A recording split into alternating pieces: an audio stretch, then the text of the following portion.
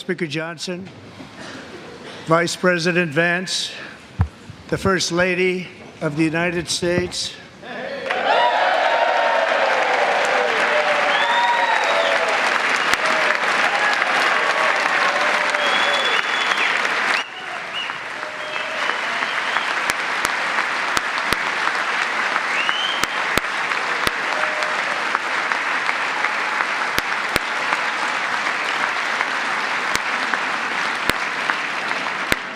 members of the United States Congress, thank you very much. And to my fellow citizens, America is back.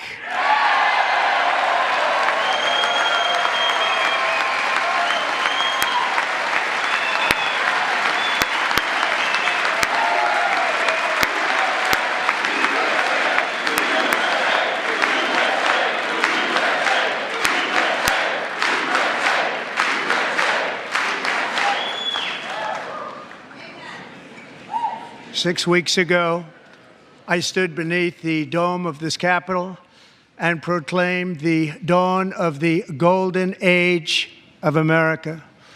From that moment on, it has been nothing but swift and unrelenting action to usher in the greatest and most successful era in the history of our country. We have accomplished more in 43 days than most administrations accomplished in 4 years or 8 years, and we are just getting started.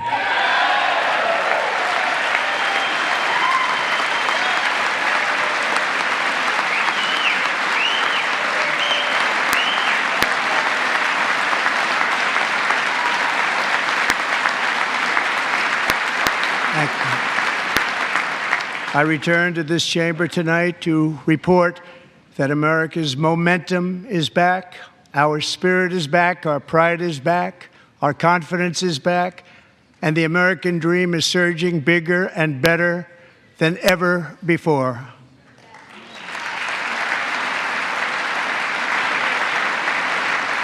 The American dream is unstoppable, and our country is on the verge of a comeback, the likes of which the world has never witnessed and perhaps will never witness again.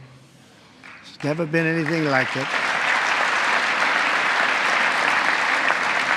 The presidential election of November 5th was a mandate like has not been seen in many decades. We won all 7 swing states, giving us an electoral college victory of 312 votes.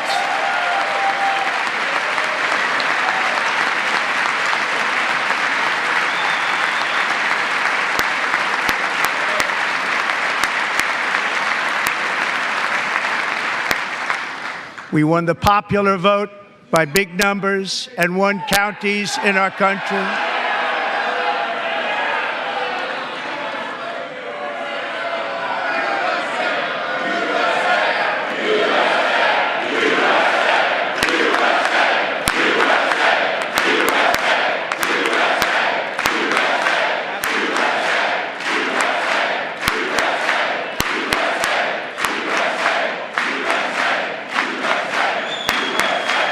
And won counties in our country, 2,700 to 525, on a map that reads almost completely red for Republican.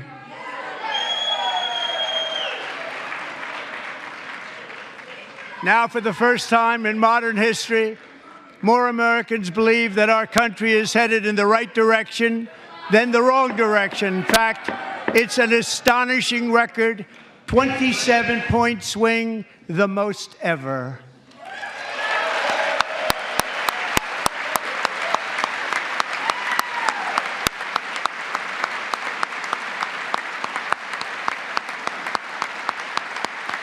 Likewise, small business optimism saw its single largest one-month gain ever recorded. Mr. President. A 41-point jump.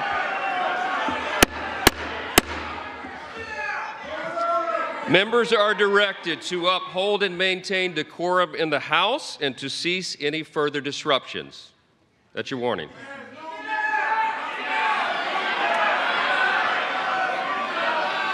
Members are engaging in willful and continuing breach of decorum, and the chair is prepared to direct the Sergeant-at-Arms to restore order to the joint session.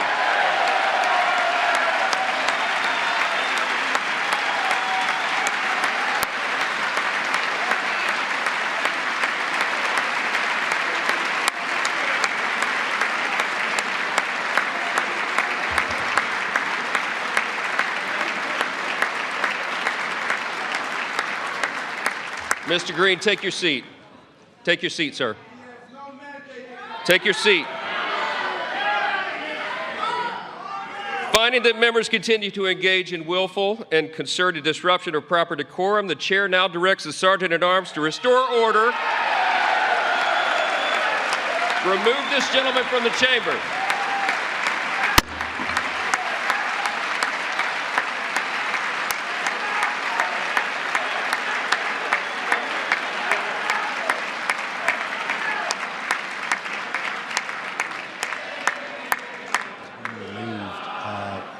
Because of disruptions at the direction of the Speaker of the House.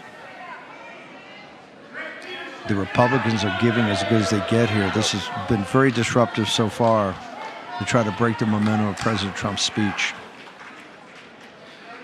Members Congressman are Green has been directed removed to by the uphold Sergeant-at-Arms. and maintain decorum in the House. Mr. President, you continue. Thank you. Over the past 6 weeks, I have signed nearly 100 executive orders and taken more than 400 executive actions, a record to restore common sense, safety, optimism, and wealth all across our wonderful land. The people elected me to do the job, and I'm doing it.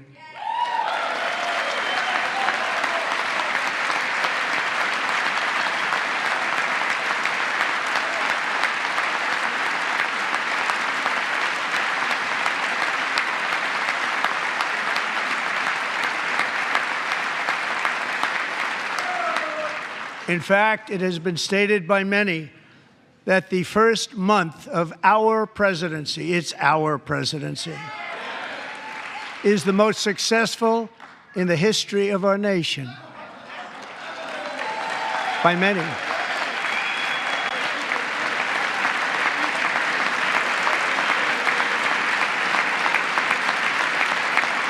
And what makes it even more impressive is that, do you know who number 2 is?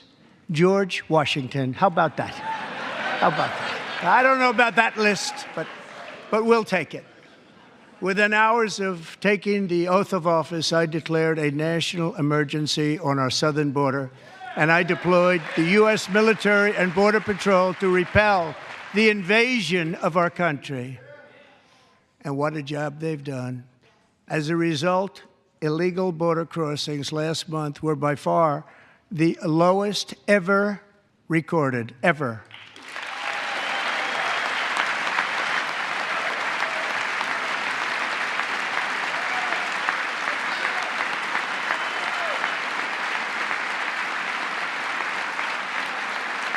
They heard my words and they chose not to come. Much easier that way. In comparison, under Joe Biden, the worst president in American history, there were hundreds of thousands of illegal crossings a month, and virtually all of them, including murderers, drug dealers, gang members, and people from mental institutions and insane asylums, were released into our country. Who would want to do that? This is my 5th such speech to Congress. And once again, I look at the Democrats in front of me, and I realize there is absolutely nothing I can say to make them happy or to make them stand or smile or applaud. Nothing I can do. I could find a cure to the most devastating disease, a disease that would wipe out entire nations, or announce the answers to the greatest economy in history, or the stoppage of crime to the lowest levels ever recorded. And these people sitting right here will not clap, will not stand, and certainly will not cheer for these astronomical achievements. They won't do it, no matter what. Five times I've been up here. It's very sad, and it just shouldn't be this way.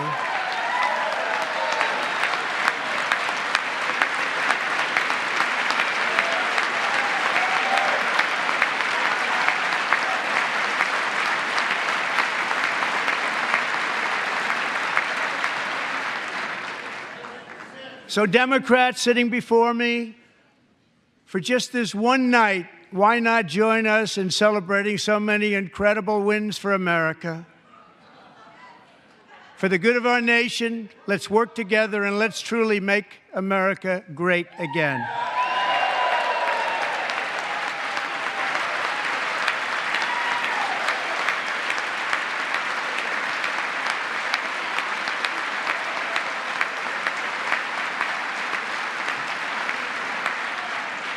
Every day, my administration is fighting to deliver the change America needs to bring a future that America deserves, and we're doing it.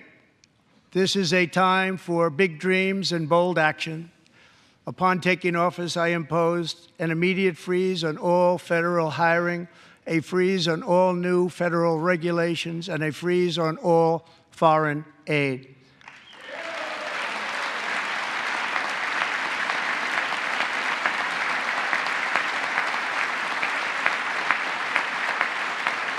I terminated the ridiculous Green New Scam. I withdrew from the unfair Paris Climate Accord, which was costing us trillions of dollars that other countries were not paying. I withdrew from the corrupt World Health Organization.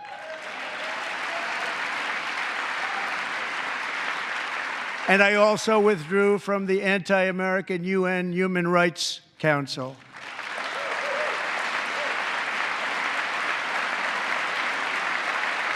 We ended all of Biden's environmental restrictions that were making our country far less safe and totally unaffordable.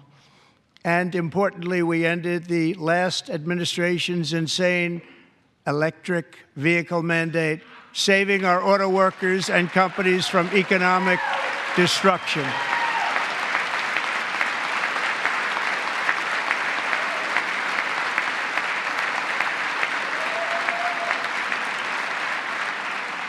To unshackle our economy, I have directed that for every one new regulation, 10 old regulations must be eliminated, just like I did in my very successful first term.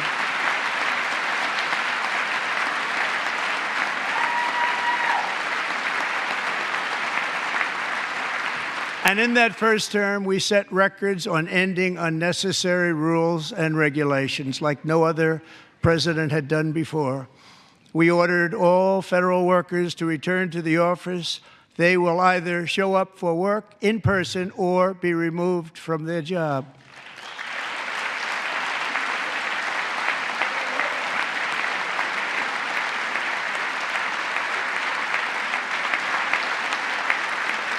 And we have ended weaponized government where, as an example, a sitting president is allowed to viciously prosecute his political opponent, like me. How did that work out? Not too good. Not too good.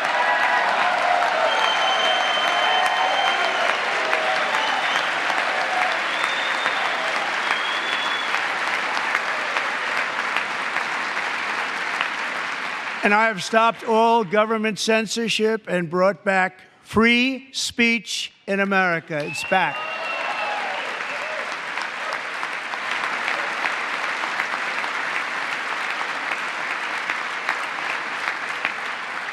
And 2 days ago, I signed an order making English the official language of the United States of America.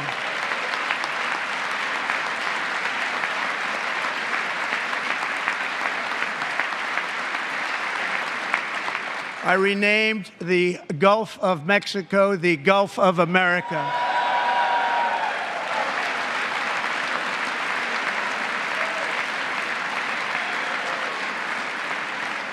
And likewise, I renamed, for a great president, William McKinley, Mount McKinley again.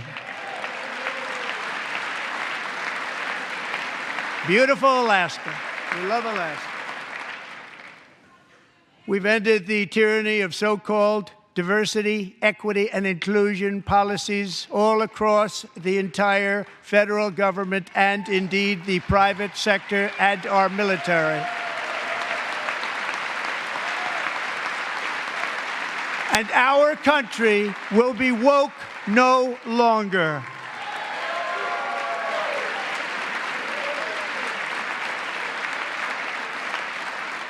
We believe that whether you are a doctor, an accountant, a lawyer, or an air traffic controller, you should be hired and promoted based on skill and competence, not race or gender. Very important.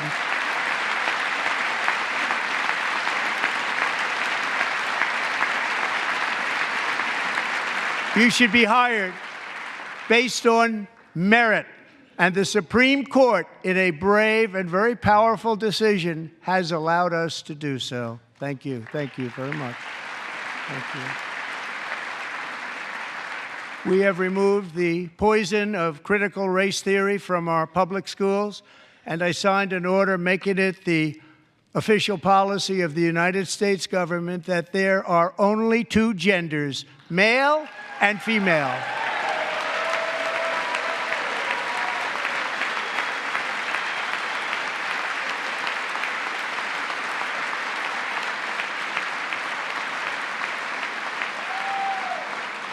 I also signed an executive order to ban men from playing in women's sports.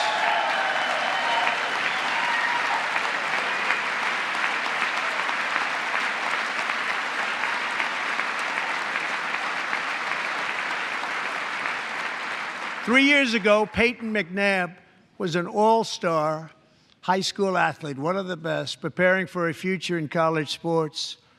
But when her girls' volleyball match was invaded by a male, he smashed the ball so hard in Peyton's face, causing traumatic brain injury, partially paralyzing her right side, and ending her athletic career. It was a shot like she's never seen before. She's never seen anything like it. Peyton is here tonight in the gallery, and Peyton, from now on, schools will kick the men off the girls' team, or they will lose all federal funding.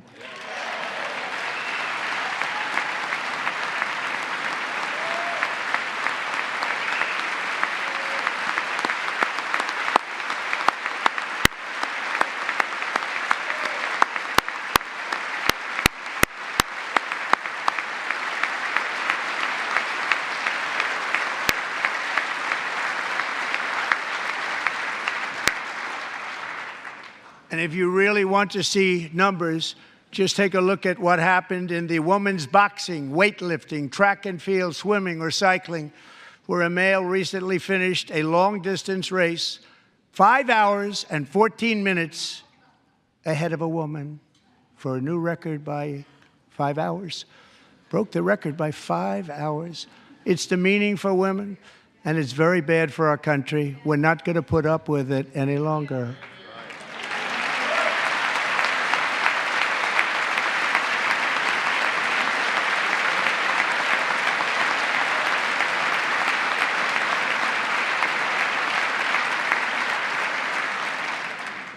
What I have just described is only a small fraction of the common sense revolution that is now, because of us, sweeping the entire world.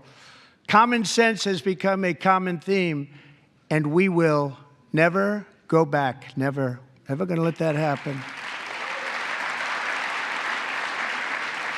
Among my very highest priorities is to rescue our economy and get dramatic and immediate relief to working families. As you know, we inherited from the last administration an economic catastrophe and an inflation nightmare. Their policies drove up energy prices, pushed up grocery costs, and drove the necessities of life out of reach for millions and millions of Americans. They've never had anything like it. We suffered the worst inflation in 48 years, but perhaps even in the history of our country. They're not sure. As president, I'm fighting every day to reverse this damage and make America affordable again.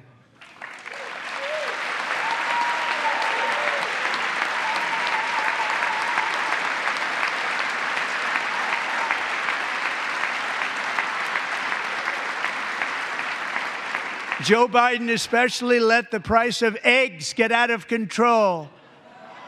The egg price is out of control, and we're working hard to get it back down. Secretary, do a good job on that. You inherited a total mess from the previous administration. Do a good job.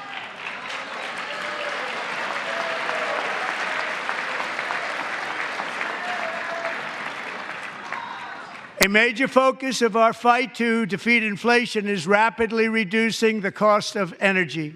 The previous administration cut the number of new oil and gas leases by 95%, slowed pipeline construction to a halt, and closed more than 100 power plants. We are opening up many of those power plants right now.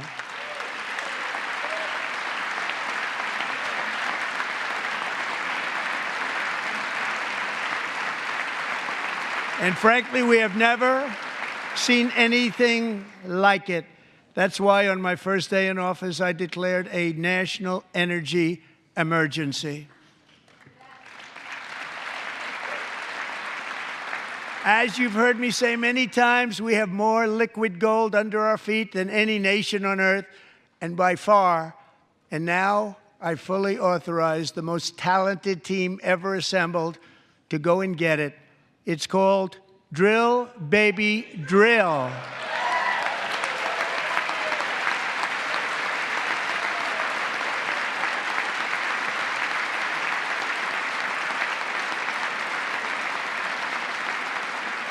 My administration is also working on a gigantic natural gas pipeline in Alaska, among the largest in the world, where Japan, South Korea, and other nations want to be our partner with investments of trillions of dollars each. There's never been anything like that one. It will be truly spectacular. It's all set to go. The permitting is gotten. And later this week, I will also take historic action to dramatically expand production of critical minerals and rare earths here in the USA.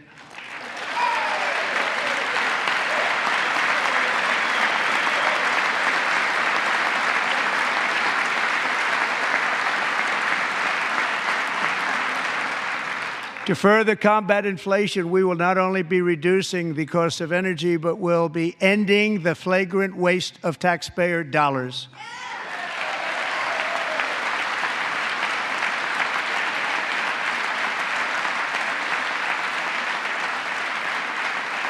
And to that end, I have created the brand new Department of Government Efficiency, DOGE. Perhaps you've heard of it. Perhaps.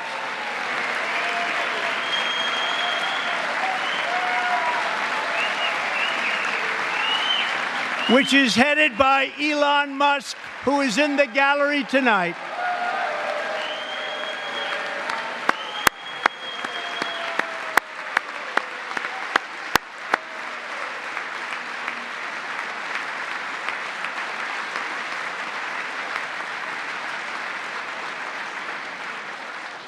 Thank you, Elon. He's working very hard. He didn't need this.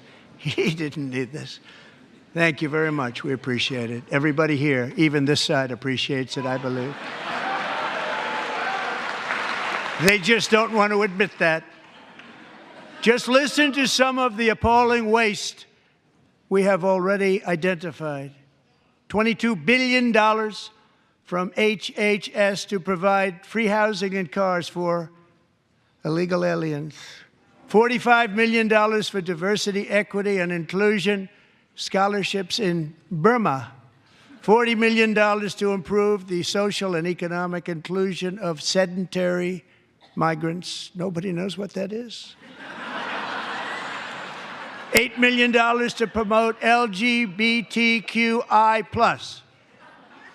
in the African nation of Lesotho, which nobody has ever heard of.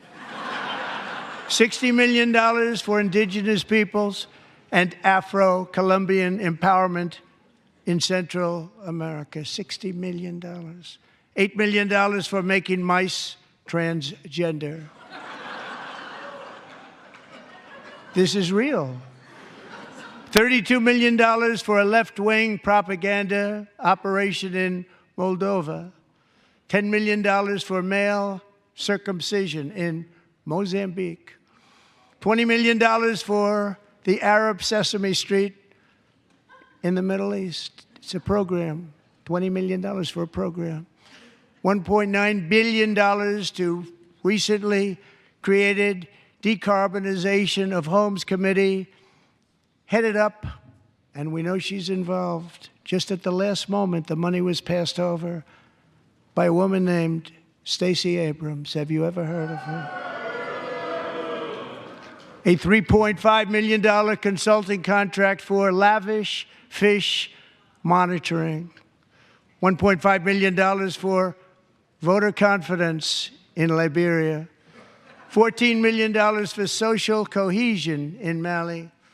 $59 million for illegal alien hotel rooms in New York City.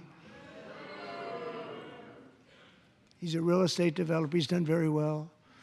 $250,000 to increase vegan local climate action innovation in Zambia. $42 million for social and behavior change in Uganda. $14 million for improving public procurement in Serbia.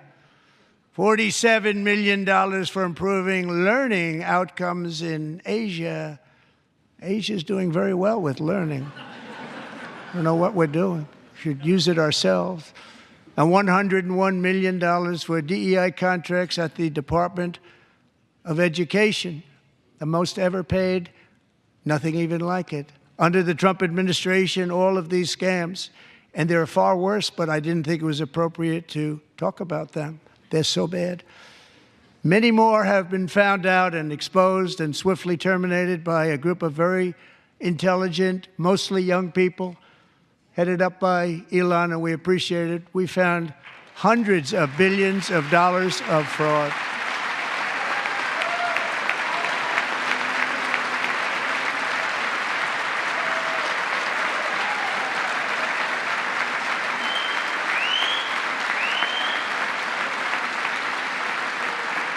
And we've taken back the money and reduced our debt to fight inflation and other things. Taken back a lot of that money. We got it just in time. This is just the beginning. The Government Accountability Office, a federal government office, has estimated annual fraud of over $500 billion in our nation, and we are working very hard to stop it. We're going to. We're also identifying shocking levels of incompetence and probable fraud in the Social Security program for our seniors, and that our seniors and people that we love rely on. Believe it or not, government databases list 4.7 million Social Security members from people aged 100 to 109 years old.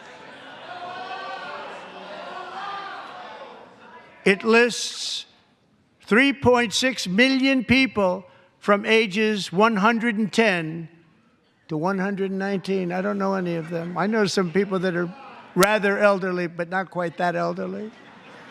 3.47 million people from ages 120 to 129. 3.9 million people from ages 130 to 139.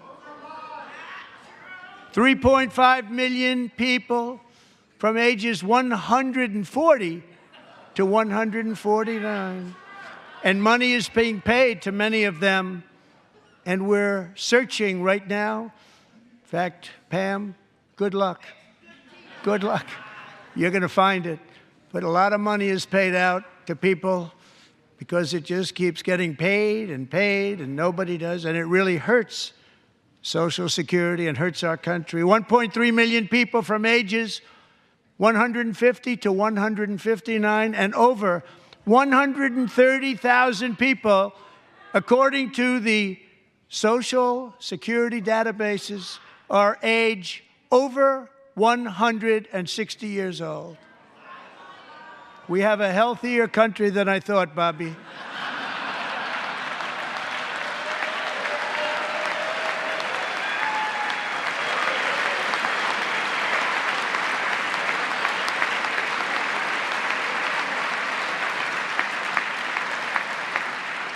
Including, to finish, 1,039 people between the ages of 220 and 229 one person between the age of 240 and 249, and one person is listed at 360 years of age. More than 100 years older than our country. But we're going to find out where that money's going, and it's not going to be pretty. By slashing all of the fraud, waste, and theft we can find, we will defeat inflation, bring down mortgage rates, lower car payments and grocery prices, protect our seniors, and put more money in the pockets of American families.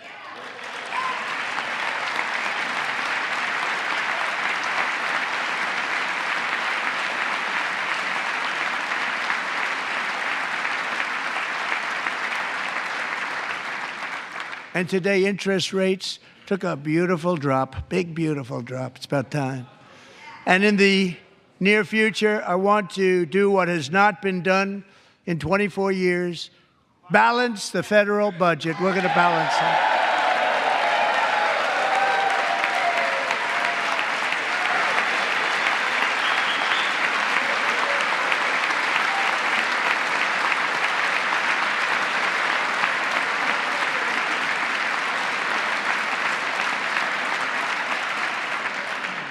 With that goal in mind, we have developed in great detail what we are calling the Gold Card, which goes on sale very, very soon. For $5 million, we will allow the most successful job-creating people from all over the world to buy a path to U.S. citizenship. It's like the green card, but better and more sophisticated. And these people will have to pay tax in our country. They won't have to pay tax from where they came. The money that they've made, you wouldn't want to do that, but they have to pay tax, create jobs. They'll also be taking people out of colleges and paying for them so that we can keep them in our country instead of having them being forced out.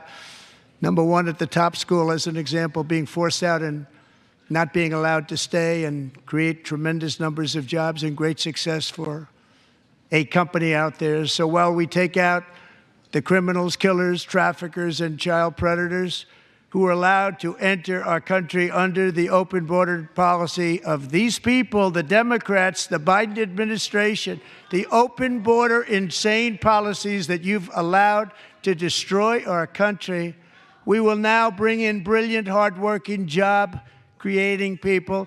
They're going to pay a lot of money, and we're going to reduce our debt with that money.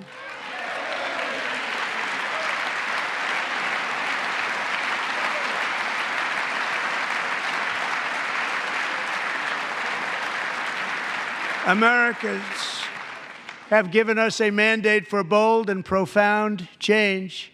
For nearly 100 years, the federal bureaucracy has grown until it has crushed our freedoms, ballooned our deficits, and held back America's potential in every possible way. The nation founded by pioneers and risk-takers now drowns under millions and millions of pages of regulations and debt. Approvals that should take 10 days to get instead take 10 years, 15 years, and even 20 years before you're rejected. Meanwhile, we have hundreds of thousands of federal workers who have not been showing up to work. My administration will reclaim power from this unaccountable bureaucracy, and we will restore true democracy to America again.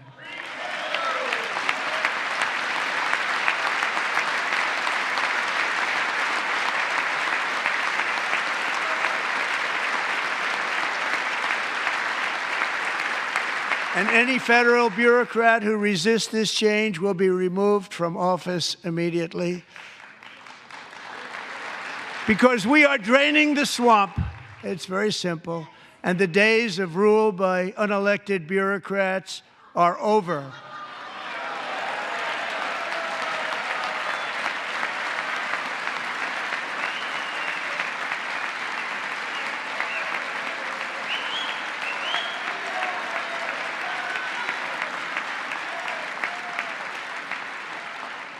And the next phase of our plan to deliver the greatest economy in history is for this Congress to pass tax cuts for everybody. They're in there. They're waiting for you to vote. And I'm sure that the people on my right, I don't mean the Republican right, but my right here, I'm sure you're going to vote for those tax cuts, because otherwise I don't believe the people will ever vote you into office. So I'm doing you a big favor by telling you that. But I know this group is going to be voting for the tax.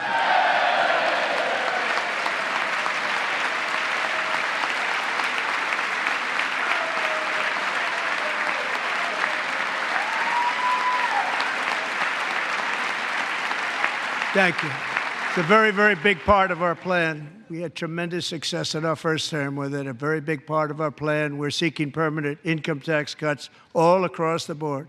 And to get urgently needed relief to Americans hit especially hard by inflation, I'm calling for no tax on tips, no tax on overtime, and no tax on Social Security benefits for our great seniors.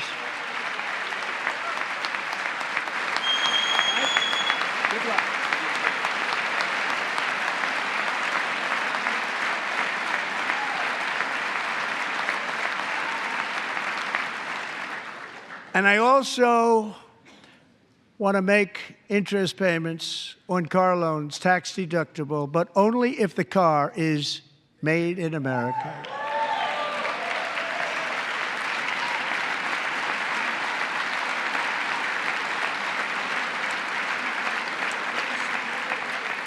And by the way, we're going to have growth in the auto industry like nobody's ever seen. Plants are opening up all over the place. Deals are being made.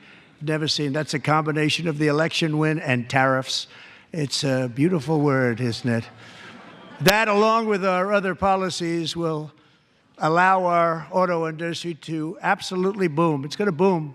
Spoke to the majors today, all three, the top people, and they're so excited. In fact, already numerous car companies have announced that they will be building massive automobile plants in America, with Honda just announcing a new plant in Indiana, one of the largest anywhere in the world.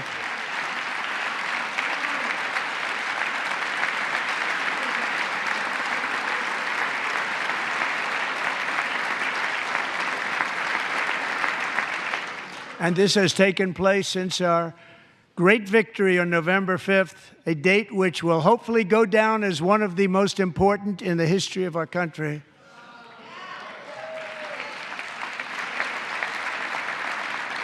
In addition, as part of our tax cuts, we want to cut taxes on domestic production and all manufacturing. And just as we did before, we will provide 100% expensing. It will be retroactive to January 20th, 2025. And it was one of the main reasons why our tax cuts were so successful in our first term, giving us the most successful economy in the history of our country, first term. We had a great first term.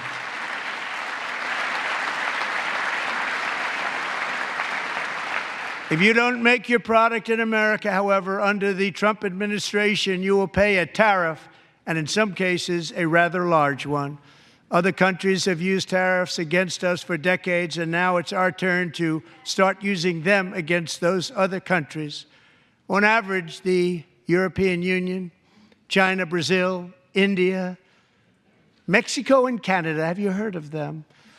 And countless other nations charge us tremendously higher tariffs than we charge them.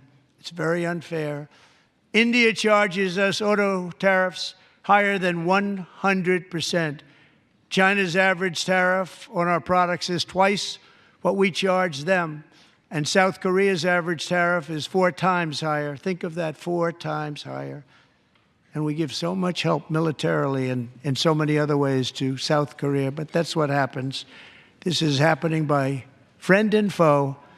This system is not fair to the United States and never was. And so on April 2nd, I wanted to make it April 1st, but I didn't want to be accused of April Fool's Day. That's not, just one day cost us a lot of money. But we're going to do it in April. I'm a very superstitious person. April 2nd, reciprocal tariffs kick in. And whatever they tariff us, other countries, we will tariff them. That's reciprocal, back and forth. Whatever they tax us, we will tax them. If they do non-monetary tariffs to keep us out of their market, then we will do non-monetary barriers to keep them out of our market. There's a lot of that, too. They don't even allow us in their market. We will take in trillions and trillions of dollars and create jobs like we have never seen before. I did it with China, and I did it with others, and the Biden administration couldn't do anything about it because there was so much money they couldn't do anything about it. We have been ripped off for decades by nearly every country on earth, and we will not let that happen any longer.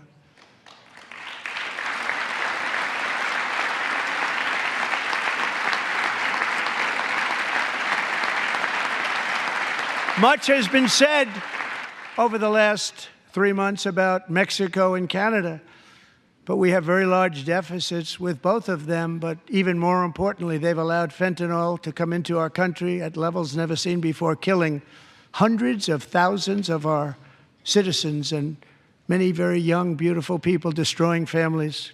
Nobody's ever seen anything like it. They are, in effect, receiving subsidies of hundreds of billions of dollars. We pay subsidies to Canada and to Mexico of hundreds of billions of dollars, and the United States will not be doing that any longer. We're not going to do it any longer.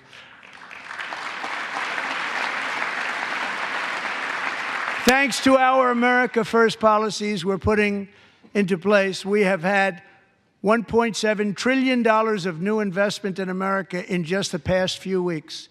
The combination of the election and our economic policies that people of SoftBank, one of the most brilliant anywhere in the world, announced a $200 billion investment. OpenAI and Oracle, Larry Ellison, announced $500 billion investment, which they wouldn't have done if Kamala had won.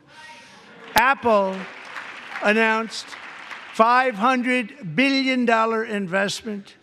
Tim Cook called me. He said, I cannot spend it fast enough. It's going to be much higher than that, I believe. They'll be building their plants here instead of in China. And just yesterday, Taiwan Semiconductor, the biggest in the world, most powerful in the world, has a tremendous amount, 97% of the market, announced a $165 billion investment to build the most powerful chips on earth right here in the USA.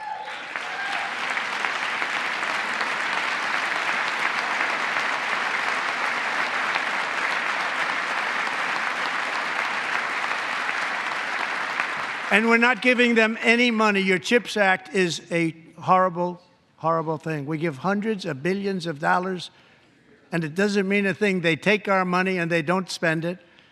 All that meant to them, we're giving them no money. All that was important to them was they didn't want to pay the tariffs, so they came and they're building, and many other companies are coming. We don't have to give them money. We just want to protect our businesses and our people. And they will come because they won't have to pay tariffs if they build in America. So it's very amazing. You should get rid of the CHIP Act, and whatever's left over, Mr. Speaker, you should use it to reduce debt or any other reason you want to.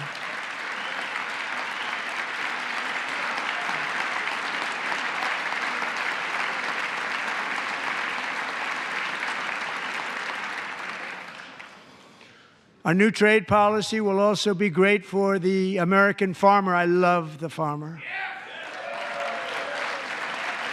who will now be selling into our home market, the USA, because nobody is going to be able to compete with you.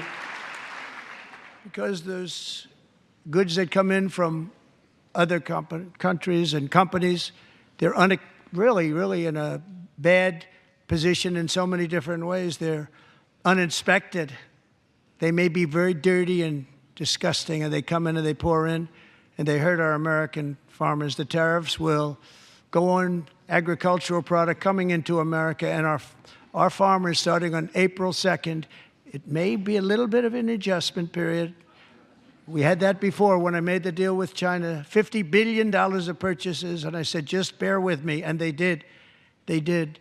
Probably have to bear with me again, and this will be even better. That was great.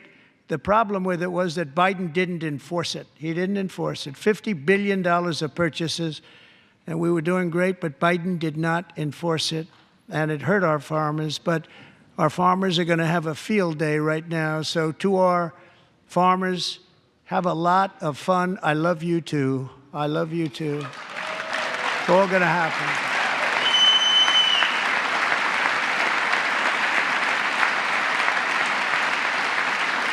And I have also imposed a 25% tariff on foreign aluminum, copper, lumber, and steel, because if we don't have, as an example, steel and lots of other things, we don't have a military, and frankly, we just won't have a country very long. Here today is a proud American steelworker, fantastic person from Decatur, Alabama, Jeff Denard. Has been working at the same steel plant for 27 years in a job that has allowed him to serve as the captain of his local volunteer fire department, raise 7 children with his beautiful wife, Nicole, and over the years provide a loving home for more than 40 foster children. So great, Jeff.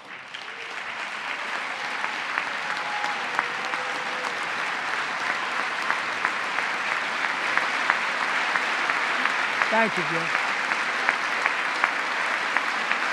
Thank you, Jeff.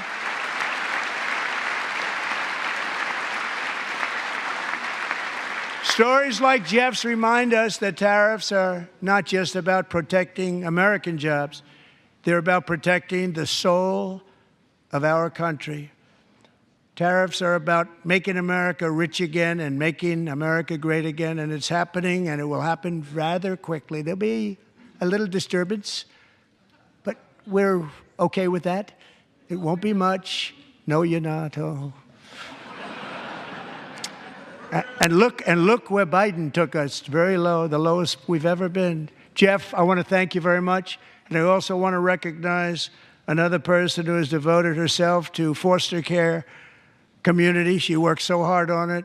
A very loving person, our magnificent First Lady of the United States.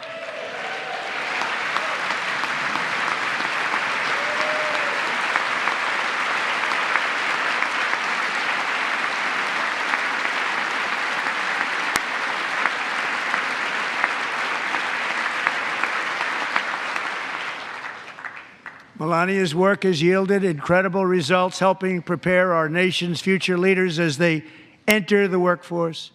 Our First Lady is joined by 2 impressive young women, very impressive. Haley Ferguson, who benefited from the First Lady's Fostering the Future initiative and is poised to complete her education and become a teacher. And Elliston Berry, who became a victim of an illicit deepfake image produced by a peer. With Elliston's help, the Senate just passed the Take It Down Act, and this is so important. Thank you very much, John. John Thune, thank you. Stand up, John. Thank you, John.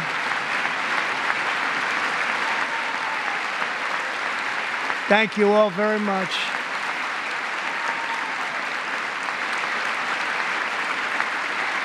Thank you.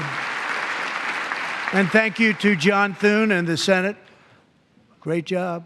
To criminalize the publication of such images online is a terrible, terrible thing. And once it passes the House, I look forward to signing that bill into law. Thank you. And I'm going to use that bill for myself, too, if you don't mind. Because nobody gets treated worse than I do online. Nobody. That's great. Thank you very much to the Senate. Thank you. But if we truly care about protecting Americans' children, no step is more crucial than securing America's borders. Over the past 4 years, 21 million people poured into the United States. Many of them were murderers, human traffickers, gang members, and other criminals from the streets of dangerous cities all throughout the world. Because of Joe Biden's insane and very dangerous open border policies, they are now strongly embedded in our country, but we are getting them out and getting them out fast.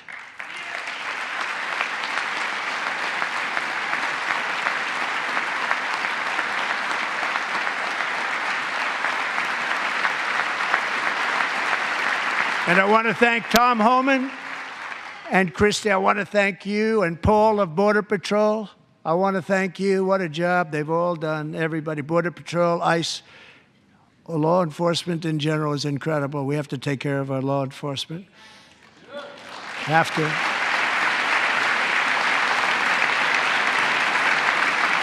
Last year,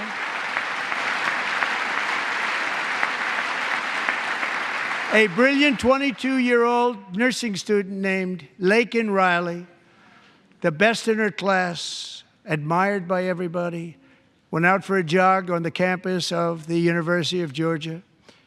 That morning, Laken was viciously attacked, assaulted, beaten, brutalized, and horrifically murdered.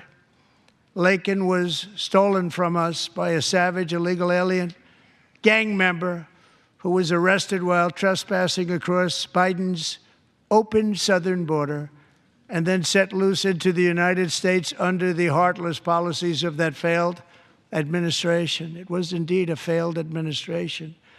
He had then been arrested and released in a Democrat-run sanctuary city, a disaster, before ending the life of this beautiful young angel. With us this evening are Laken's beloved mother, Allison, and her sister, Lauren.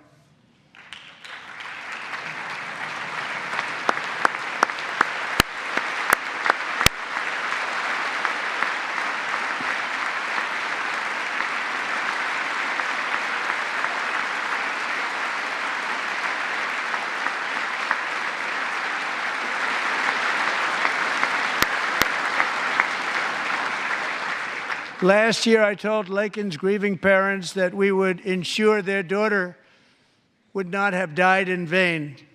That's why the very first bill I signed into law as your 47th president mandates the detention of all dangerous criminal aliens who threaten public safety. It's a very strong, powerful act.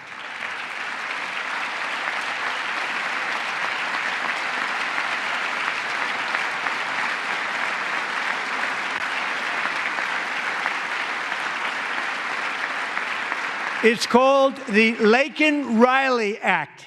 So Allison and Lauren, America will never, ever forget our beautiful Laken Hope Riley.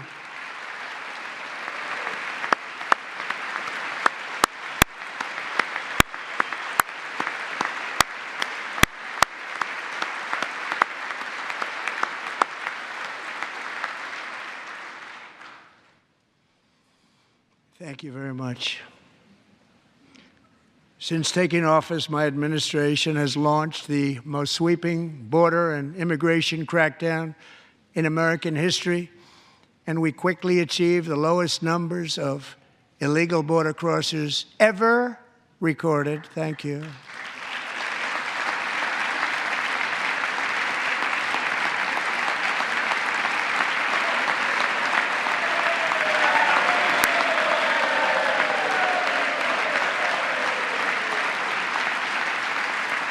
The media and our friends in the Democrat Party kept saying we needed new legislation, we must have legislation to secure the border. But it turned out that all we really needed was a new president.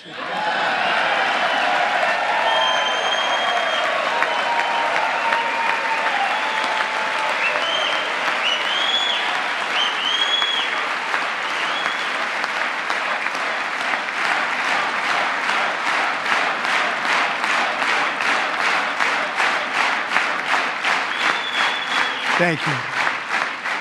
Joe Biden didn't just open our borders, he flew illegal aliens over them to overwhelm our schools, hospitals, and communities throughout the country. Entire towns like Aurora, Colorado, and Springfield, Ohio, buckled under the weight of the migrant occupation and corruption like nobody's ever seen before. Beautiful towns destroyed. Now, just as I promised in my inaugural address, we are achieving the great liberation of America.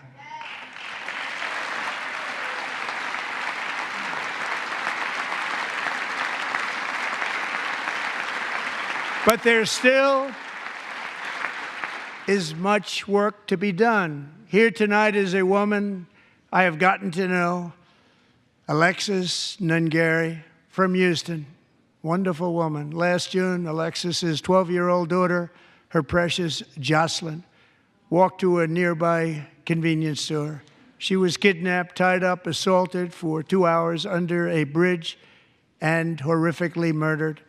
Arrested and charged with this heinous crime are 2 illegal alien monsters from Venezuela, released into America by the last administration through their ridiculous open border. The death of this beautiful 12-year-old girl and the agony of her mother and family touched our entire nation greatly. Alexis, I promised that we would always remember your daughter, your magnificent daughter, and earlier tonight I signed an order keeping my word to you. One thing I have learned about Jocelyn is that she loved animals so much. She loved nature. Across Galveston Bay, from where Jocelyn lived in Houston, you will find a magnificent national wildlife refuge, a pristine, peaceful, 34,000-acre sanctuary for all of God's creatures on the edge of the Gulf of America. Alexis, moments ago, I formally renamed that refuge in loving memory of your beautiful daughter, Jocelyn. So, Mr. Vice President, if you would, may I have the order?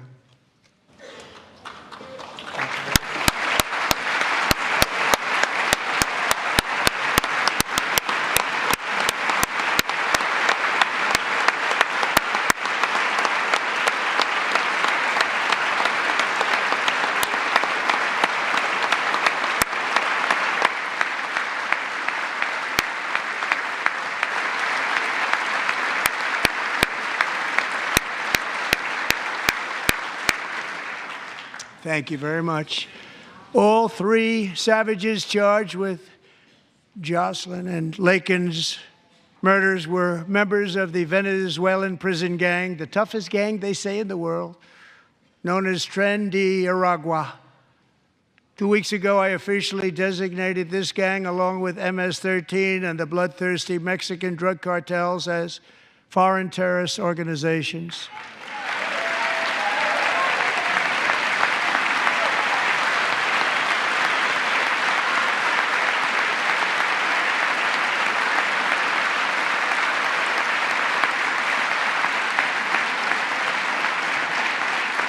They are now officially in the same category as ISIS, and that's not good for them. Countless thousands of these terrorists were welcomed into the U.S. by the Biden administration. But now every last one will be rounded up and forcibly removed from our country, or, if they're too dangerous, put in jails, standing trial in this country, because we don't want them to come back ever. With us this evening is a warrior on the front lines of that battle, Border Patrol Agent Roberto Ortiz. Great guy.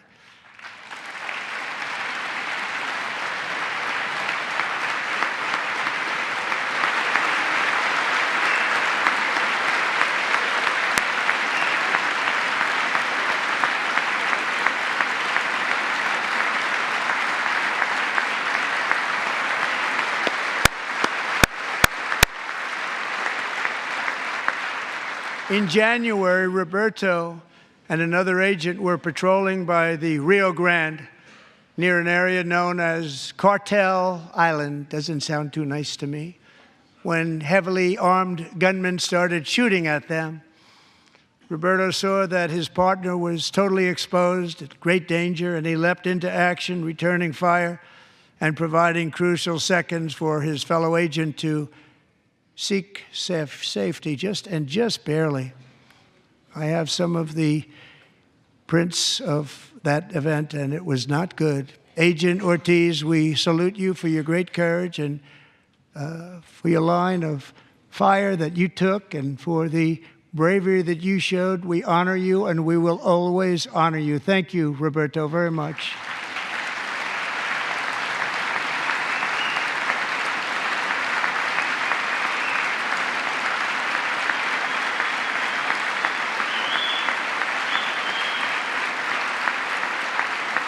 Thank you, Roberta. And I actually got to know him on my many calls to the border. He's a great, great gentleman. The territory to the immediate south of our border is now dominated entirely by criminal cartels that murder, rape, torture, and exercise total control. They have total control over a whole nation, posing a grave threat to our national security. The cartels are waging war in America, and it's time for America to wage war on the cartels, which we are doing.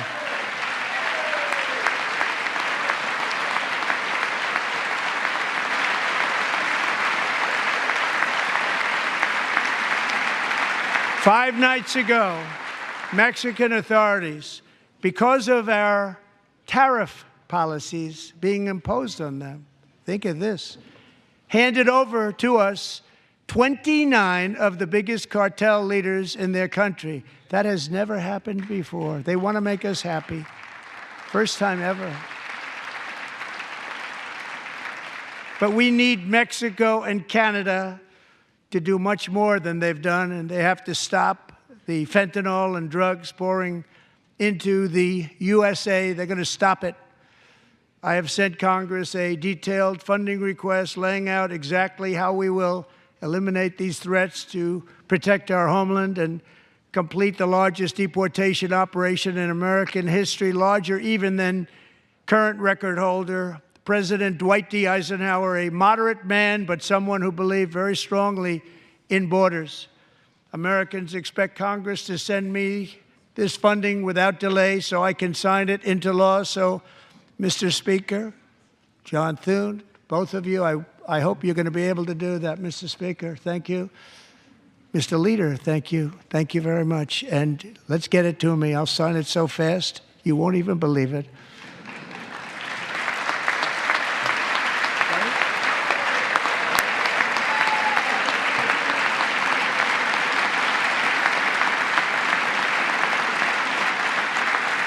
And as we reclaim our sovereignty, we must also bring back law and order to our cities and towns.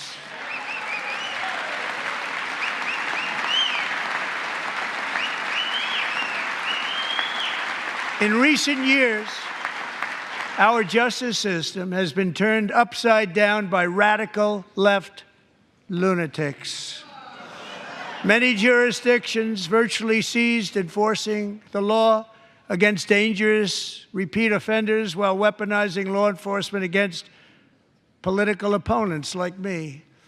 My administration has acted swiftly and decisively to restore fair, equal, and impartial justice under the constitutional rule of law, starting at the FBI and the DOJ. Pam, good luck. Cash, wherever you may be, good luck. Good luck. Pam Bondi. Good luck. So important. Going to do a great job. Cash, thank you. Thank you, Cash.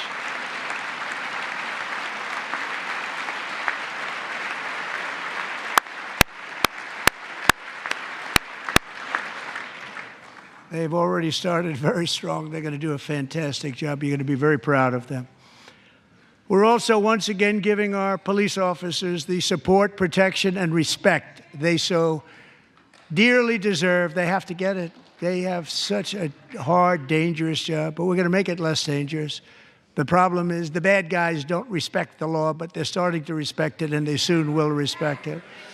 This also includes our great fire departments throughout the country. Our firemen and women are unbelievable people, and we'll never forget them. And besides that, they voted for me in record numbers, so I have no choice.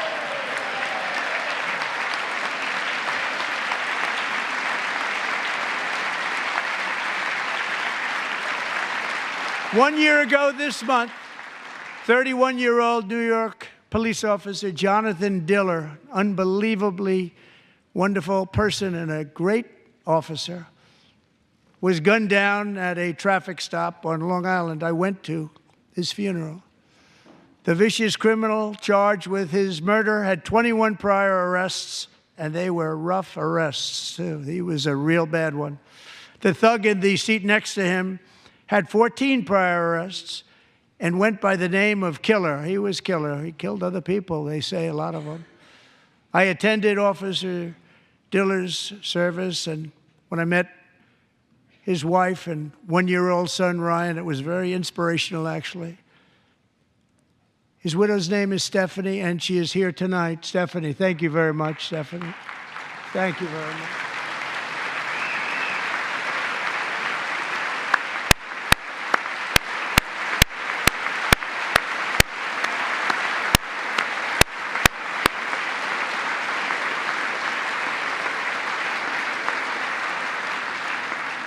Stephanie, we're going to make sure that Ryan knows his dad was a true hero, New York's finest, and we're going to get these cold-blooded killers and repeat offenders off our streets, and we're going to do it fast.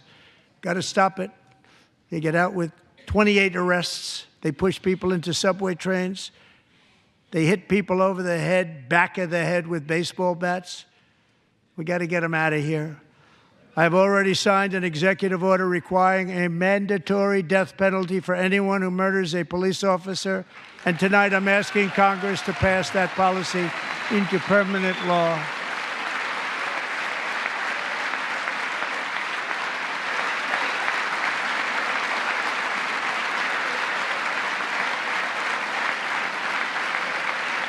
I'm also asking for a new crime bill getting tough on repeat offenders while enhancing protections for America's police officers so they can do their jobs without fear of their lives being totally destroyed. They don't want to be killed. We're not going to let them be killed. Joining us in the gallery tonight is a young man who truly loves our police. His name is DJ Daniel. He is 13 years old, and he has always dreamed of becoming a police officer.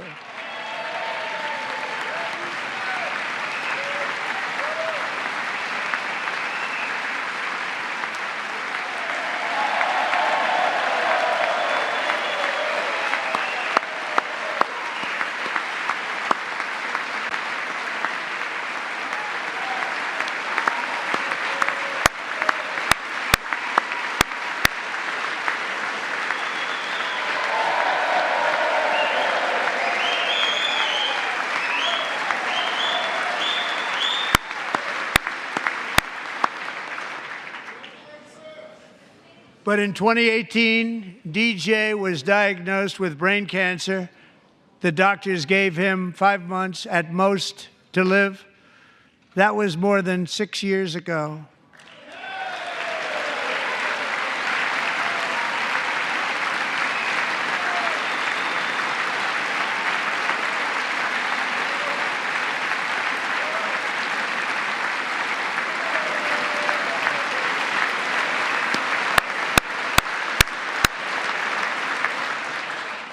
Since that time, DJ and his dad have been on a quest to make his dream come true, and DJ has been sworn in as an honorary law enforcement officer, actually a number of times. The police love him, the police departments love him. And tonight, DJ, we're going to do you the biggest honor of them all. I am asking our new Secret Service Director, Sean Curran, to officially make you an agent of the United States Secret Service.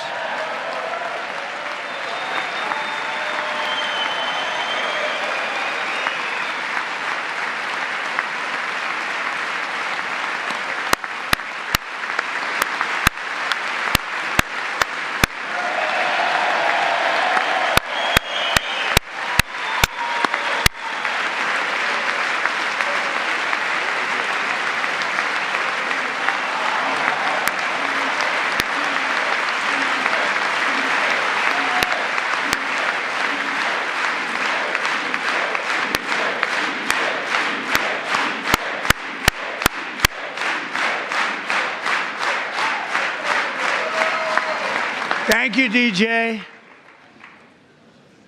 DJ's doctors believe his cancer likely came from a chemical he was exposed to when he was younger. Since 1975, rates of child cancer have increased by more than 40%. Reversing this trend is one of the top priorities for our new presidential commission to make America healthy again, chaired by our new Secretary of Health and Human Services, Robert F. Kennedy, Jr.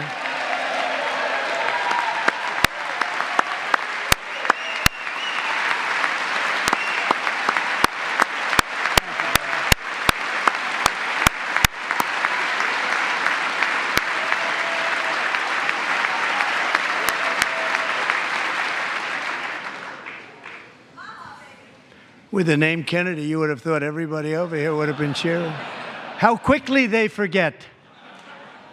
Our goal is to get toxins out of our environment, poisons out of our food supply, and keep our children healthy and strong. As an example, not long ago, and you can't even believe these numbers, 1 in 10,000 children had autism, 1 in 10,000. And now it's 1 in 36. There's something wrong, 1 in 36. Think of that. So we're going to find out what it is, and there's nobody better than Bobby and all of the people that are working with you. You have the best to figure out what is going on. Okay, Bobby, good luck. It's a very important job. Thank you. Go get him.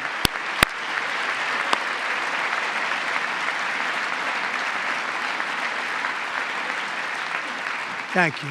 My administration is also working to protect our children from toxic ideologies in our schools.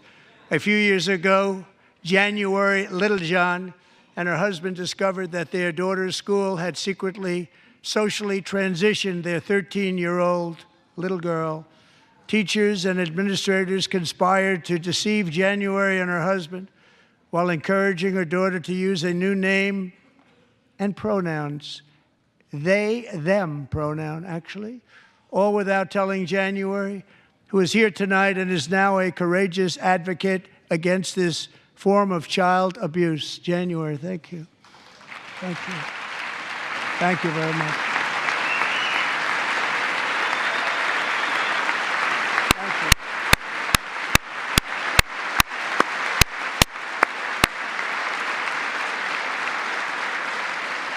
Thank you. Thank you. Stories like this are why, shortly after taking office, I signed an executive order banning public schools from indoctrinating our children with transgender ideology.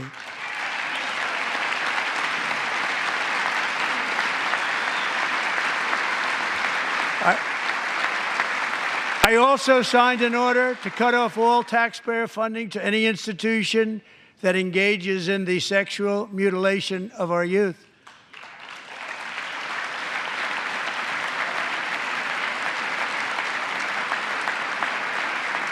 And now I want Congress to pass a bill permanently banning and criminalizing sex changes on children and forever ending the lie that any child is trapped in the wrong body. This is a big lie.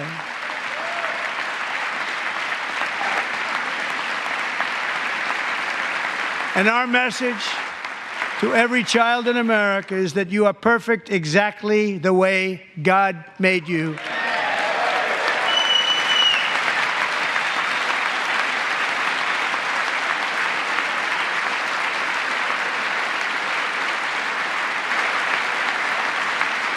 Because we're getting wokeness out of our schools and out of our military, and it's already out, and it's out of our society. We don't want it. Wokeness is trouble.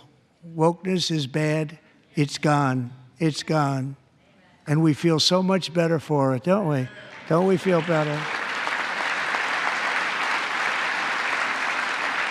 Our service members won't be activists and ideologues. They will be fighters and warriors. They will fight for our country. And Pete, congratulations. Secretary of Defense, congratulations.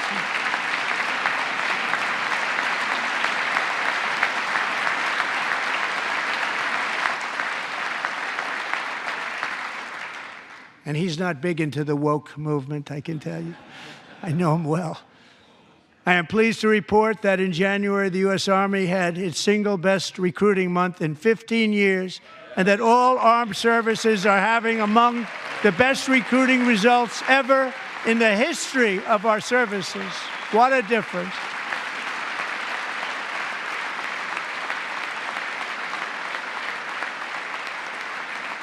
And you know, it was just a few months ago where the results were exactly the opposite. We couldn't recruit anywhere. We couldn't recruit. Now we're having the best results just about that we've ever had. What a tremendous turnaround. It's really a beautiful thing to see.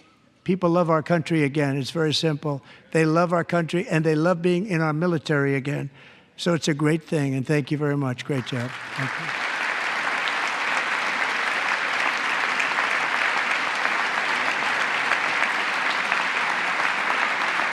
We're joined tonight by a young man, Jason Hartley, who knows the weight of that call of duty. Jason's father, grandfather, and great-grandfather all wore the uniform. Jason tragically lost his dad, who was also a Los Angeles County Sheriff's deputy when he was just a boy, and now he wants to carry on the family legacy of service. Jason is a senior in high school, a 6-letter varsity athlete, a really good athlete, they say, a brilliant student with a 4.46, that's good, GPA. And his greatest dream is to attend the U.S. Military Academy at West Point.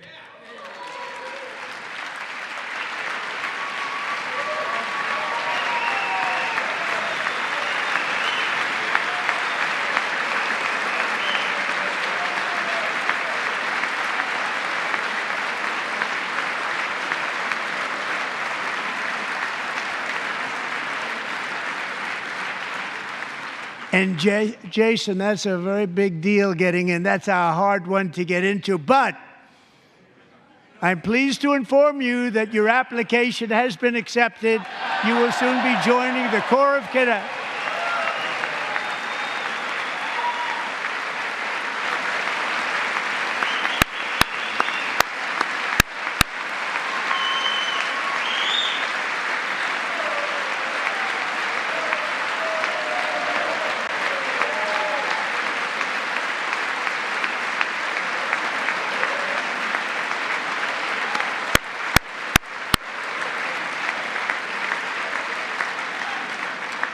Thank you. Jason, you're going to be on the long gray line, Jason. As Commander-in-Chief, my focus is on building the most powerful military of the future. As a first step, I'm asking Congress to fund a state-of-the-art Golden Dome missile defense shield to protect our homeland, all made in the USA.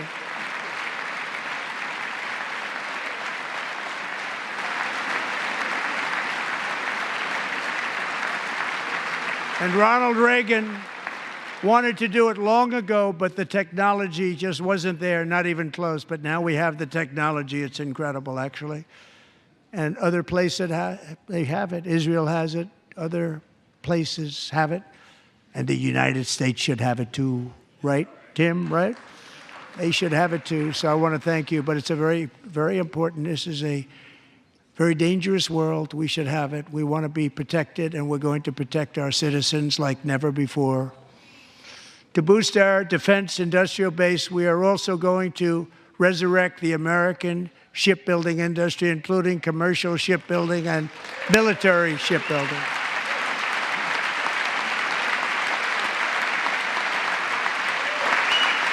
And for that purpose, I am announcing tonight that we will create a new Office of Shipbuilding in the White House and offer special tax incentives to bring this industry home to America where it belongs. We used to make so many ships.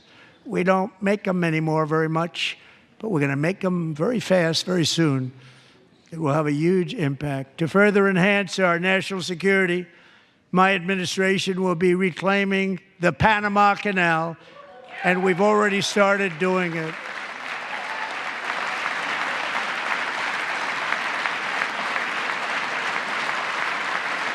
Just today, a large American company announced they are buying both ports around the Panama Canal and lots of other things having to do with the Panama Canal and a couple of other canals.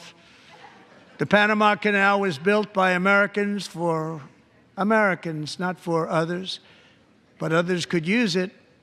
But it was built at tremendous cost of American blood and treasure. 38,000 workers died building the Panama Canal. They died of malaria. They died of snake bites and mosquitoes. Not a nice place to work. They paid them very highly to go there, knowing there was a 25% chance that they would die. The most expensive project also that was ever built in our country's history, if you bring it up to modern day costs. It was given away by the Carter administration for $1, but that agreement has been violated very severely. We didn't give it to China. We gave it to Panama, and we're taking it back.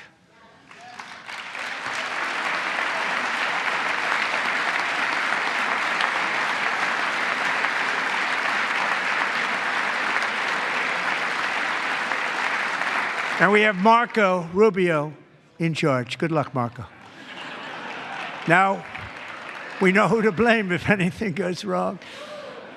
Marco's been amazing, and he's going to do a great job. Think of it. He got 100 votes. You know, he was approved with actually 99, but the 100th was this gentleman, and I feel very certain. So let's assume he got 100 votes. And I'm either very, very happy about that or I'm very concerned about it. But he's already proven. I mean, he's a great gentleman. He's respected by everybody, and we appreciate you voting for Marco. He's going to do a fantastic job. Thank you. Thank you. He's doing a great job. Great job. And I also have a message tonight for the incredible people of Greenland. We strongly support your right to determine your own future. And if you choose, we welcome you into the United States of America. We need Greenland for national security and even international security, and we're working with everybody involved to try and get it. But we need it really for international world security, and I think we're going to get it. One way or the other, we're going to get it. We will keep you safe. We will make you rich, and together we will take Greenland to heights like you have never thought possible before. It's a very small population, but very, very large piece of land and very, very important for military security. America is once again standing strong against the forces of radical Islamic terrorism. 3.5 years ago, ISIS terrorists killed 13 American service members and countless others in the Abbey Gate bombing during the disastrous and incompetent withdrawal from Afghanistan. Not that they were withdrawing, it was the way they withdrew. Perhaps the most embarrassing moment in the history of our country. Tonight, I am pleased to announce that we have just apprehended the top terrorist responsible for that atrocity, and he is right now on his way here to face the swift sword of American justice.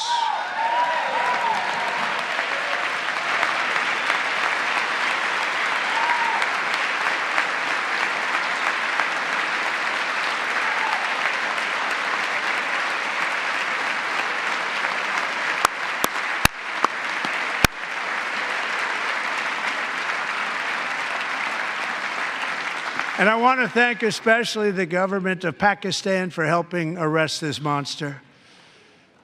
This was a very momentous day for those 13 families who I actually got to know very well, most of them, whose children were murdered, and the many people that were so badly, over 42 people, so badly injured on that fateful day in Afghanistan. What a horrible day. Such incompetence was shown that when Putin saw what happened, I guess he said, wow, maybe this is my chance. That's how bad it was. Should have never happened. Grossly incompetent people.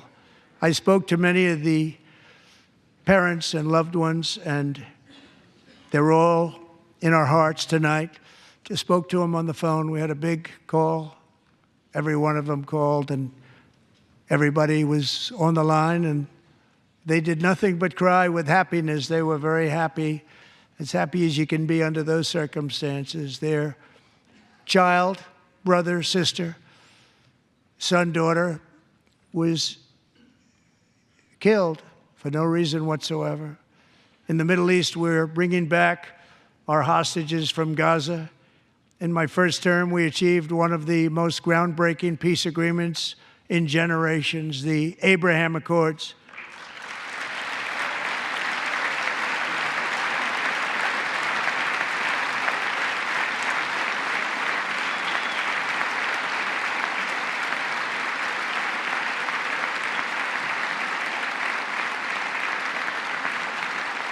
And now we're going to build on that foundation to create a more peaceful and prosperous future for the entire region. A lot of things are happening in the Middle East. People have been talking about that so much lately with everything going on with Ukraine and Russia.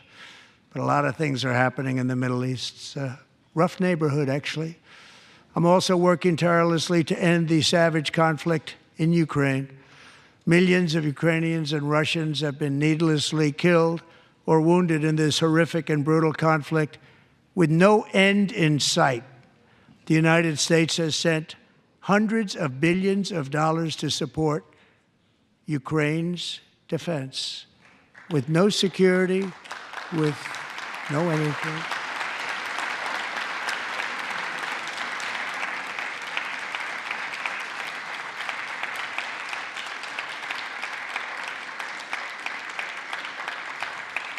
Do you want to keep it going for another 5 years?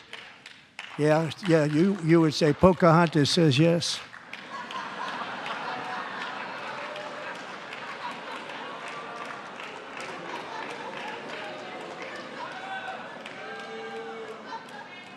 "2,000 people are being killed every single week. More than that. They're Russian young people. They're Ukrainian young people. They're not Americans. But I want it to stop. Meanwhile, Europe has sadly spent more money buying Russian oil and gas than they have spent on defending Ukraine, by far. Think of that. They've spent more buying Russian oil and gas than they have defending. And we've spent perhaps $350 billion, like taking candy from a baby. That's what happened. And they've spent $100 billion. What a difference that is. And we have an ocean separating us, and they don't. But we're getting along very well with them, and lots of good things are happening. Biden has authorized more money in this fight than Europe has spent by billions and billions of dollars. It's hard to believe that they wouldn't have stopped it and said, at some point, come on, let's equalize. You got to be equal to us. But that didn't happen. Earlier today, I received an important letter from President Zelensky of Ukraine. The letter reads, "Ukraine is ready to come to the negotiating table as soon as possible to bring lasting peace closer. Nobody wants peace more than the Ukrainians," he said.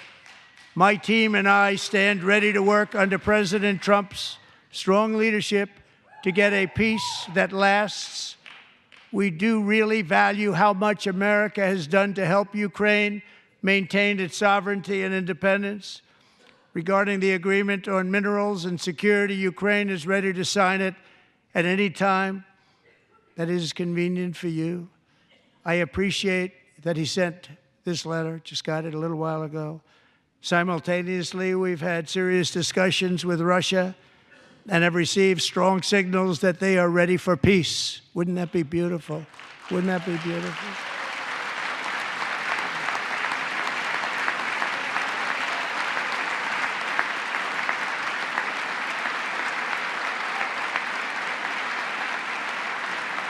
Wouldn't that be beautiful?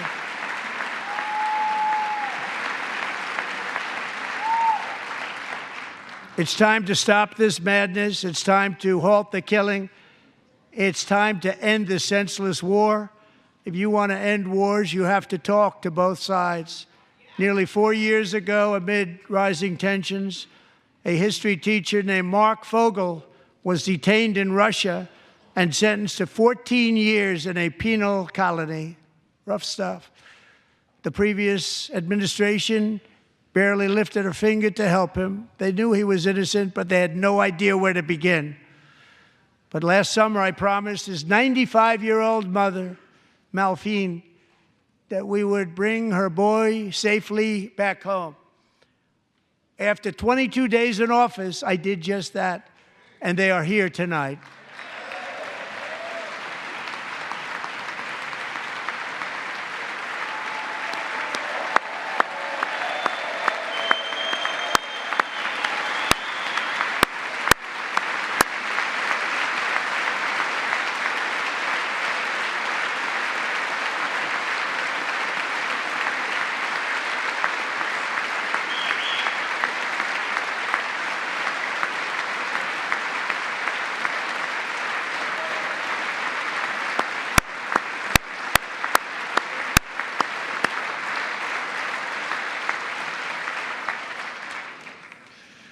To Mark and his great mom, we are delighted to have you safe and sound and with us. As fate would have it, Mark Fogel was born in a small rural town in Butler, Pennsylvania. Have you heard of it? Where his mother has lived for the past 78 years. I just happened to go there last July 13th for a rally. That was not pleasant. And that is where I met his beautiful mom right before I walked onto that stage. And I told her I would not forget what she said about her son. And I never did I? Never forgot.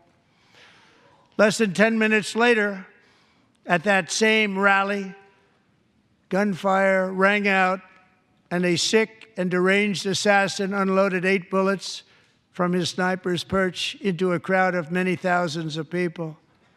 My life was saved by a fraction of an inch, but some were not so lucky. Corey Comparator was a firefighter, a veteran, a Christian, a husband, a devoted father, and above all, a protector. When the sound of gunshots pierced the air, it was a horrible sound. Corey knew instantly what it was and what to do. He threw himself on top of his wife and daughters and shielded them from the bullets with his own body. Corey was hit really hard.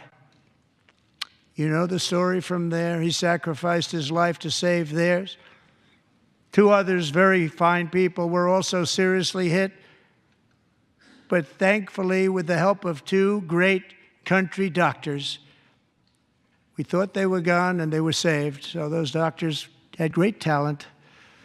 We're joined by Corey's wife, Helen, who was his high school sweetheart, and their 2 beloved daughters, Allison and Kaylee. Thank you.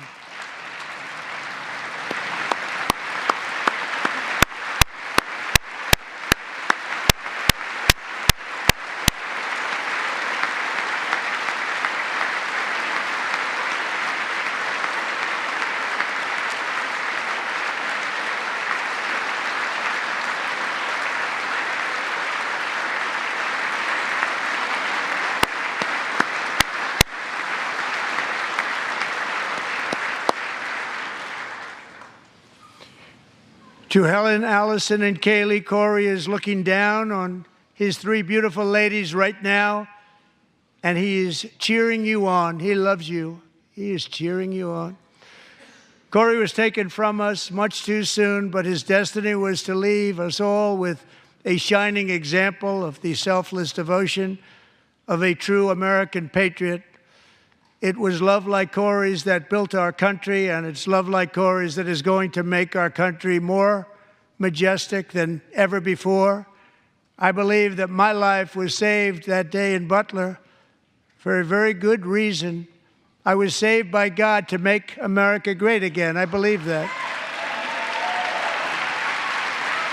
Thank you. Thank you.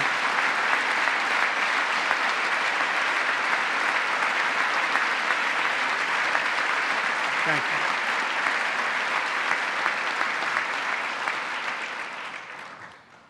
Thank you very much. From the patriots of Lexington and Concord to the heroes of Gettysburg and Normandy, from the warriors who crossed the Delaware to the trailblazers who climbed the Rockies, and from the legends who soared at Kitty Hawk to the astronauts who touched the moon, Americans have always been the people who defied all odds, transcended all dangers, made the most extraordinary sacrifices, and did whatever it took to defend our children, our country, and our freedom. And as we have seen in this chamber tonight, that same strength, faith, love, and spirit is still alive and thriving in the hearts of the American people. Despite the best efforts of those who would try to censor us, silence us, break us, destroy us, Americans are today a proud, free, sovereign, and independent nation that will always be free, and we will fight for it till death. We will never let anything happen to our beloved country, because we are a country of doers, dreamers, fighters, and survivors. Our ancestors crossed a vast ocean, strode into the unknown wilderness, and carved their fortunes from the rock and soil of a perilous and very dangerous frontier. They chased our destiny across a boundless continent. They built the railroads, laid the highways, and graced the world with American marvels like the Empire State Building, the mighty Hoover Dam, and the towering Golden Gate Bridge. They lit the world with electricity, broke free of the force of gravity, fired up the engines of American industry, vanquished the communists, fascists, and Marxists all over the world, and gave us countless modern wonders sculptured out of iron, glass, and steel. We stand on the shoulders of these pioneers who won and built the modern age, these workers who poured their sweat into the skylines of our cities, these warriors who shed their blood on fields of battle and gave everything they had for our rights and for our freedom. Now it is our time to take up the righteous cause of American liberty, and it is our turn to take America's destiny into our own hands and begin the most thrilling days in the history of our country. This will be our greatest era. With God's help, over the next 4 years, we are going to lead this nation even higher, and we are going to forge the freest, most advanced, most dynamic, and most dominant civilization ever to exist on the face of this earth. We are going to create the highest quality of life, build the safest and wealthiest and healthiest and most vital communities anywhere in the world. We are going to conquer the vast frontiers of science, and we are going to lead humanity into space and plant the American flag on the planet Mars and even far beyond.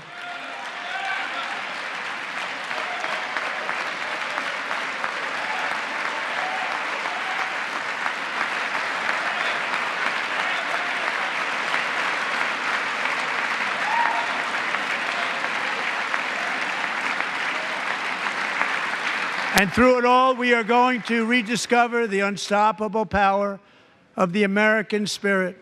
And we are going to renew unlimited promise of the American dream.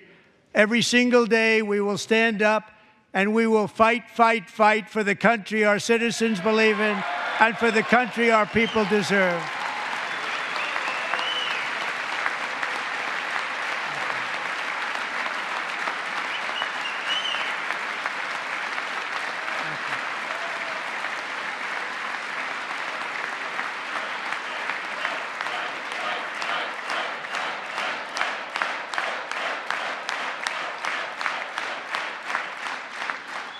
My fellow Americans, get ready for an incredible future, because the golden age of America has only just begun. It will be like nothing that has ever been seen before. Thank you, God bless you, and God bless America.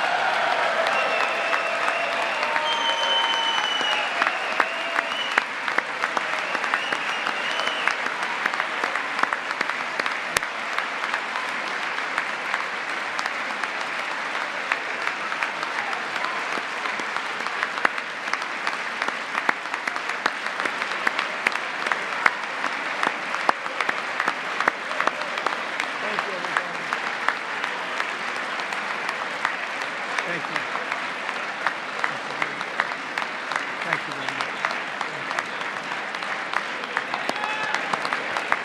Thank you very much.